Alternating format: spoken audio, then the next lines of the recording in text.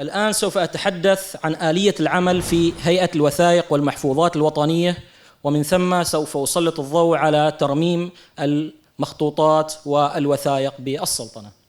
هناك عدة دوائر تعمل في هيئة الوثائق والمحفوظات الوطنية، منها ما يهم شق الوثائق الحكومية، وطبعا صنفت إلى عدة أعمار. هناك 3 أعمار للوثائق: في المرحلة الجارية والمرحلة الوسيطة ومن ثم المصير النهائي. هذا بالنسبة للوثائق في المؤسسات الدولة.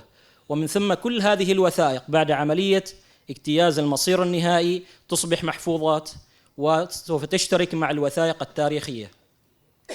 كانت هناك جدلية بالنسبة لأي الوثائق من أي فترة زمنية تعتبر الوثائق تاريخية. بالنسبة لنا نحن في سلطنة عمان 1970 هو العمر المفصلي أو المحوري لتاريخ المؤسسات الدولة، لأنه قبل عام 1970 لم يكن هناك أي مؤسسات حكومية بمعنى المؤسسات المتكاملة الأركان. وبالتالي حسما لموضوع الوثائق فإنه تم اعتماد تاريخ 1980 ك عمر مفصلي لتحديد الوثائق التاريخية. فكل ما هو قبل عام 1980 يعتبر وثائق تاريخية، ومن ثم ما بعد عام 1980 يجري عليه ما يجري على أعمار الوثائق ال3 عند إنشاء الوثائق، ابتداء من المرحلة الجارية ومن ثم الوسيطة في المؤسسات العامة للدولة، ومن ثم يتم عملية فرز هذه الوثائق للوصول إلى المصير النهائي سواء بالإتلاف أو التحول إلى المحفوظات. وبالتالي فنحن نشرك الوثائق التاريخية مع الوثائق التي هي منشأة مع مؤسسات الدولة وفقا لهذا المرسوم 60/2007. وكان هنالك تجربة في البحث عن آلية جيدة تحفظ الوثائق وفي نفس الوقت لا تقوم أو لا تحدث ضرر بالنسبة للعاملين في مجال الوثائق. فتم اختيار جهاز من كوريا الجنوبية، وهو جهاز حديث نوعا ما في الأسواق، صديق للبيئة. هذا الجهاز يقوم على تجميع بعض المواد الطبيعية في غرفة عازلة. هذه الغرفة العازلة توضع فيها الوثائق لمدة يوم كامل، وطبعا مع أخذ مسحة بيولوجية قبل وبعد مسألة التعقيم. فهذه المسحة البيولوجية مهمة جدا لمعرفة نسبة الميكروبات التي تم التخلص منها بعد عملية التعقيم. وهذا مهم جدا لأن هذه المواد هي طبيعية وغير ضارة بصحة الإنسان، وطبعا هذه مختبرة وحاصلة على شهادة الآيزو هذا الجهاز. وطبعا هو موجود في بعض الأرشيفات الدولية، لم ينتشر بشكل كبير ولكن موجود في بعض الأرشيفات الدولية، وأجريت له بعض المسوحات البيولوجية كنتيجة لنسبة تعقيم هذه الميكروبات بعد عملية التعقيم. فوجدنا أنه أحيانا تصل إلى فوق 90% قتل للميكروبات والفطريات. وأيضا كمرحلة ثانية بعد عملية التعقيم نأخذ قسم التخزين الإلكتروني، وهو يعنى بأخذ نسخة إلكترونية من الوثائق بأعلى المواصفات وبأعلى سعة تخزينية. وهذا يعتمد أيضا على حالة المخطوطات وحالة الوثائق. فإن كانت الوثائق ممكن تصويرها وممكن أخذ نسخة إلكترونية منها فإن نقوم بتخزينها إلكترونيا، وإلا فإنها سوف تحول إلى قسم الترميم، ومن ثم تعاد لأخذ النسخة الإلكترونية. Region that we're in has an incredibly rich history and heritage of audio recording. Ever since the beginning of recorded sound, we have the beginning of commercial recordings from as far back as 1903, and some of the earliest, so as early as 1907. Which way am I going? There we go. As early as 1907, we have the establishment of recording labels and companies. Baidaphone in 1907 in what's now Lebanon. Meshyan Records, the red record kind of in the middle, was actually, so with Baidaphone, the recordings were done in the region, but then the reproduction was done in Germany and then in Switzerland. With Meshyan Records, these were done in Setrak Meshyan's own home in Cairo. As of the 1930s, you have an explosion of recording labels appearing in Yemen and then into Bahrain, Kuwait, and the rest of the region. of the Arabo-Persian Gulf. And so this is mostly kind of shellac records, but also lacquer discs, different kinds of formats. But then also we have the major European companies, such as the Gramophone and Typewriter Company, later His Master's Voice, and the German company Odeon Records. The American company Columbia also records quite a bit in the region. So we have these thousands and thousands upon thousands of recordings that were done in the region on various formats before World War II or before the 1950s, largely on shellac and acetate. And now, 50 to 70 to 80 to 100 years later, we begin to face the problem of degradation of the carriers themselves.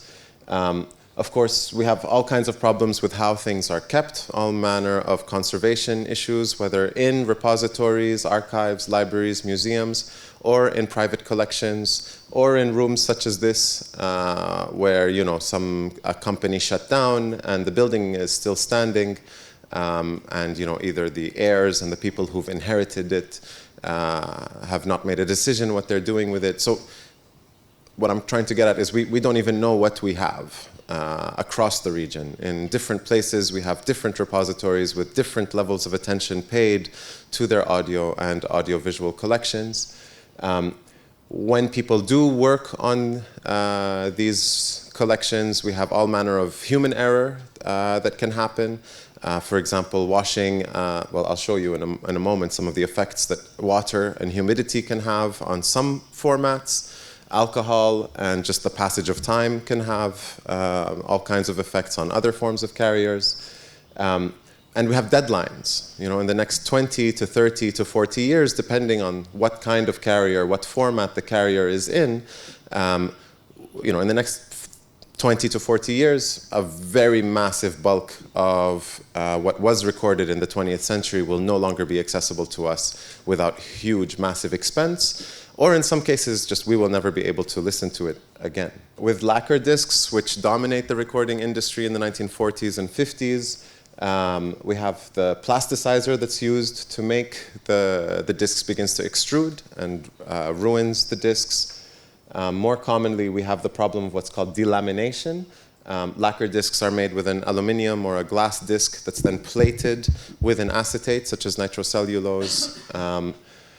And what happens is, with the effect of humidity and water, that begins to peel off the disc. That's why we call it delamination, and you get this kind of cracking. This is you can't recreate this. You can't come back and listen to this. In the 1940s, most militaries requisition nitrocellulose as a strategic military resource, and so the recording industry switches to gelatine. The way we test for gelatine is by using a drop of water. It instantly reacts with water. And so we get these kind of bubbling effects. This is completely ruined. There's no process to reverse the effect of water on gelatine. And then magnetic recordings, which come to dominate the kind of all manner of audio recording and audiovisual recording from the 1950s onwards. So all of our radio archives, most of our video archives, all of what was recorded on cassettes. We have all manner of degradation of the material itself. The kind of adhesives that are used in magnetic tape are notoriously kind of time sensitive. You have a kind of 40 to 50 year period before those adhesives begin to degrade. But also any effect of magnetism, holding your cell phone close to a piece of magnetic tape will also sort of realign the magnets in the tape and ruin it. The more surprising problem that we have is the issue of playback machines. With magnetic tape, one of our major problems is that the playback machines have not been produced since the 1970s, 80s, and in some cases 90s, the Walkman in the 1990s, for example. So things like Studer machines that play the open reel tapes, which most of our radio archives in the region, by the way, are held on open reel, al-bakarat, the open reel magnetic tape. These machines are effectively going extinct. There's a limited number of them in the world, and as parts start to degrade or stop working, entire machines become inoperable and unusable. And so there's a limited and shrinking number. And so UNESCO actually estimates that in the next 15 to 20 years, we'll no longer really be able to listen to these at all. Another more surprising problem is that before the introduction of vinyl or plastic records, different companies used different standards for cutting their discs. And so the styli, the needles that were used and that an engineer would use to play back a shellac or a lacquer disc, they need to try different size and different shaped styli in order to get the best playback. These styli are no longer manufactured. There's one 70-year-old man in Europe who still produces them. There's one company in the United States, if you want good ones. And so these things are also kind of going extinct effectively. A third challenge, and this affects different places differently, is the issue of rights clearance. You have a scenario where a lacquer disc will degrade entirely twice over before you can clear it for rights. There is a scenario if you did a kind of like when the cutoff is, when the author passed away, and if you use a 50-year or a 70-year rule, if there's broadcast rights in the item as well, it could have rights held up in it for 140, 150 years. What we've tried to kind of model our pilot on between UCL, QNL, and the British Library Qatar Foundation partnership is the Unlocking Our Sound Heritage project that is being kind of headquartered at the British Library. The project started in 2012, 2013 with a major scoping exercise of finding out all the unpublished recordings in repositories across the United Kingdom, and then did a full process of kind of appraisal, prioritization based on rights, based on the nature of the material and the carriers that things were recorded on. Set up 12 studios at the British Library and then studios at 7 different hubs across the country in Belfast, Manchester, Glasgow, Edinburgh, and elsewhere. And from 9 a.m. to 5 p.m. every day, these studios are digitizing. And then there's an army of catalogers going in and creating the metadata and the catalog entries and description for every single one of these items. The items go on to this major server while a legal team carries out a rights clearance. Sometimes this can take a very long time. Our project has aimed to do is to begin with the question with different institutions, individuals, and so this is a question I'm asking you and your institutions. What do you have? What kind of audio materials do you have? Sometimes we found the problem that audio and audiovisual materials aren't even considered collection items. For instance, institutions that may have carried out an oral history or a poetry contest once upon a time in the 70s or 80s, or have been filming their events, like the filming that's happening right now. These films may be kind of held by the institution, but held in the press office, but not considered collection items, and not cataloged and accessioned as collection items.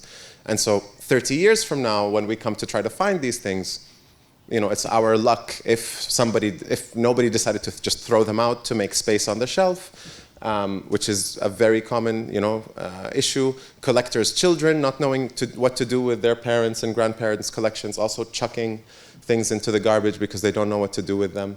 When we're lucky, the private collectors manage to find out about it, and luckily, this region, and particularly the Gulf, but the Arab world in general, has excellent private collectors who are very, very knowledgeable about the collections that they do have, but they can often be quite jealous of their collections. They can also be quite generous with their collections. So step one is this kind of scoping exercise of figuring out what it is that we have. This may seem like an obvious point, but it's actually one really worth making. Second question is, what do we know? What do you know about what you have? A third question is, what do you need? Do you have equipment? Do you have expertise? Do you need training? Are you missing a piece of equipment to digitize your own materials? Is there a way that if they have a machine in Oman and you have objects in Kuwait, we can kind of share that and match these things together so that we can get as much of this done? And finally, what is your intention? Do you have resources and an intent to digitize your audio or audiovisual collection? The DLME makes its home, as I said, at the Council on Library and Information Resources. And what we are is we are a digital database, a virtual construction at which you can search and access records of cultural heritage materials from all types of collections. It also serves as a critical cultural heritage. It also serves a critical cultural heritage goal of helping partners create inventories, documentation, and digitization of collections to increase their security. This is really important. This comes from our Antiquities Coalition background. The fight against looting and illicit trafficking is that idea of increased security and the value of inventory, digitization, documentation, and description in attaining that goal. We federate collections, open source, security, discovery of new collections, and funding. This is very important. And we'll talk a lot about funding as we get to the end of our presentation here. Here are our goals. I've just mentioned access to the worldwide audience. Of course, it's a digital library. It's a database. We want to give access to people around the world to this information. The other one that particularly important for today, we want to promote international cooperation. Right now, we have approximately 48 different collections that we've federated into our database and into the digital platform. One thing I did want to mention is that we spend a lot of time thinking about the user experience with this, and we think that this can be used by anyone, really. It can obviously valuable to scholars in the sense that scholars who are looking for a broad range of information and can't travel to distant collections would find this very valuable. But it's the same thing with high school students who a teacher might want to assign original research to and who would say, okay, so go have a look at the Digital Library of the Middle East and come back with a report on the pyramids, that sort of thing. So we think of that. We think of tourists, the sort of well-educated public who might be traveling. We think that it could be very useful there. And in that sense, when I speak to local government officials sometimes, I talk about that because there is value here. There's economic value in the Digital Library of the Middle East, and that's something I think that's a little unsung. We can be used to promote business in the sense of tourism and travel, and we also like to think that we can help with capacity building in local communities and develop skills, technical skills, and provide equipment for that sort of thing. Very specifically to our project in Yemen, that's Sana'a, as you know, World Heritage Site attacked in the civil war that began in 2015. Mr. Hadrami told us yesterday about the Zabid Manuscript Center. And we know about the threats to cultural heritage there. This is the National Museum of Aden. In the spring, I went to the Minister of Culture in Aden, Marwan Damaj, and said to them, the Digital Library of the Middle East would be very interested in working in Yemen and helping you during this time of troubles. And he said, would you consider working at the National Museum of Aden? We said, of course, that would be a great place. And we suggested collaborating on inventory, cataloging, documentation, and digitization of the collection, knowing that the museum had already been looted, that all the coins were stolen in an attack by terrorists, and that ipso facto, the museum was under threat. The museum has about 2,700 pieces, and it is, without question, in a conflict zone. The man in the brown suit there is Mohammed al-Sakaf. He is the museum director, and we began to work with him last summer on a plan to address these security and collections questions. Working in a conflict zone, of course, means that we have to meet unexpected problems, and we have to meet them directly. So in August, we had received an invitation to go to Yemen. People from the United States had not been traveling to Yemen at that time, but we were invited, and we were ready to go, and all of a sudden, conflict broke out again in the city. And all of a sudden, this was a more internecine fighting among government groups, and we found ourselves unable to go, but we also were reminded that this was an emergency situation. So what we did was, working with our colleague, Andrea Balbo from the Alif Foundation, we submitted an emergency intervention plan. We would train the staff to do inventory, to describe and photographically document museum materials, and we'd regroup the collection in storage. We'd also do a risk assessment of the warehouse and determine if storage there was viable and could be continued. So we began that process in October. We would provide cameras and equipment as part of this grant. We would be funding infrastructure improvements, including Wi-Fi and solar power, and we would work quickly because the collections are at risk. We've overcome obstacles, the questions of Wi-Fi and internet, those are obviously things that we're facing. We want to also think about how we can be flexible with our responses to this. And that's the one sort of important takeaway here, is flexibility in any of these projects is very important. You just don't know what's going to happen. And we have to be willing and able to roll with those issues and solve problems on the fly. That the Digital Library of the Middle East is ready to do things. We're ready to undertake projects. We're ready to work with you. Two kinds of projects. We would love to federate your records. That's what we're doing with the Qatar National Library, and we thank you for that. We would also be very happy to work with you on digitization, documentation, and description projects of your material if you don't have that. The value of that, the security value, the value of knowing that that information will live on, the value of having a collections management system for your organization that you can use to promote your goals, to preserve and protect your collections, all very important. We have applied to this digitization of Kurdish Heritage Institute collection, which it constitutes books, CDs, and films and photographs. But actually what we're going to digitize mostly are books and some manuscripts. What we did, the starting point, of course you all will assume, starting point was inventory and type of material to be digitized, equipment, computer scanner, hard drive, and cloud computing.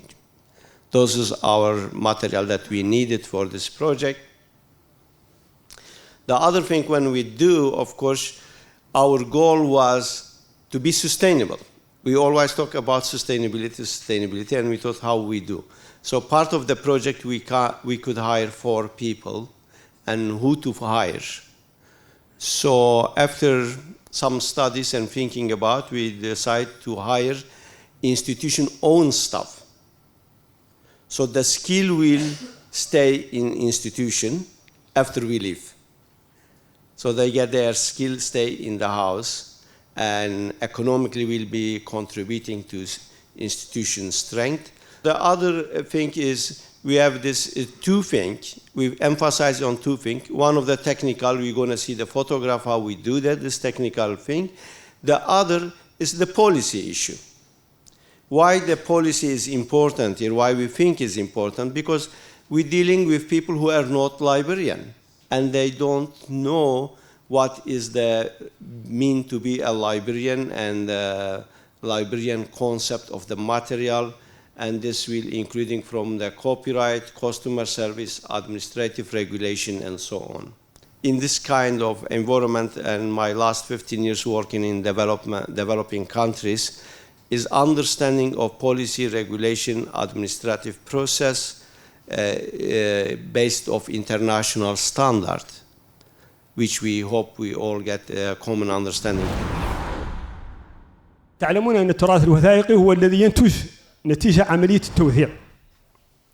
والتوثيق في موريتانيا بدأ في مراحل متقدمة في حوالي القرن الرابع، القرن الخامس الهجري، أي العاشر أو التاسع الميلادي. ويقال كما ذكر أخي بالأمس إن أقدم مخطوط ألف في موريتانيا هو الإشارة في فن الإمارة أو في تدبير الإمارة. وهذا كان زمن الحكم المرابطي الإسلامي آنذاك في القرن الخامس الهجري. وظل التدوين محتشما وقليلا، لكنه مع تطور الوسائل وتطور الأمور ازداد إلى أن وصل أوجه في القرن العاشر والقرن الحادي عشر والثاني عشر.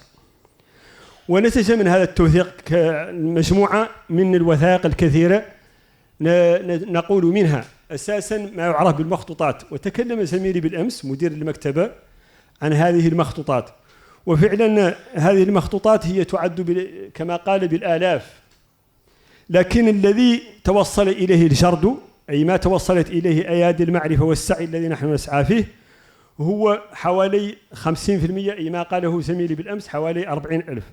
لكن يقال في التوقعات العامة المسحية، يقال إن موريتانيا يوجد بها حوالي 100,000 مخطوط، وتتوزع في حوالي 800 مكتبة.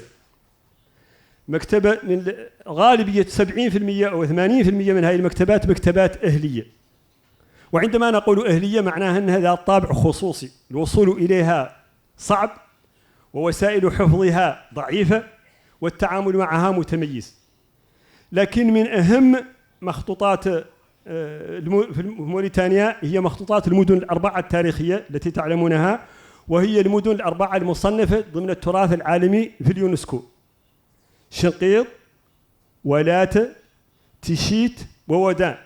هذه المدن الأربعة هي من أكثر المخطوطات الموجودة في مجموعها، يزيد مجموع مخطوطات الموجودة فيها عن 10,000.